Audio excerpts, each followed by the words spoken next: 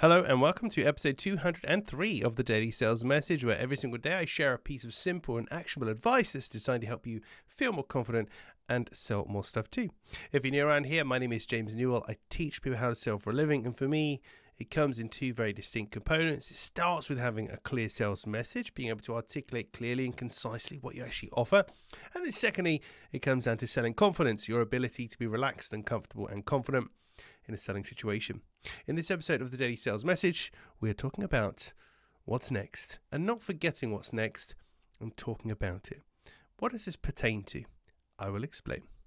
I work with lots and lots of people who are trying to get better at selling, whether they own a business that's already active, they're a startup, they're pitching for investment, etc. Lots of different people, lots of different industries, lots of different stages.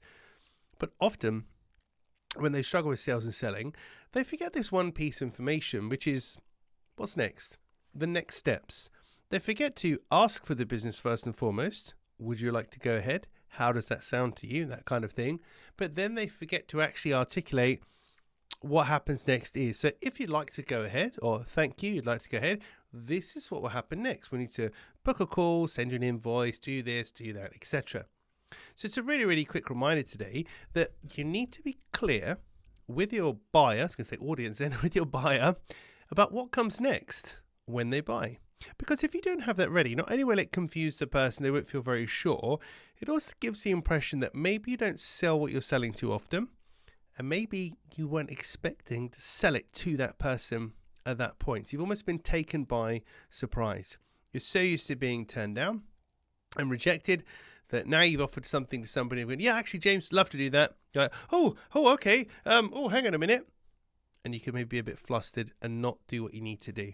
So take a moment today to consider what are the next steps when somebody wants to purchase your offering, and how do we communicate that with them so you don't get caught out and look like either you don't know what you're doing or you're just really happy that you've finally sold something to somebody.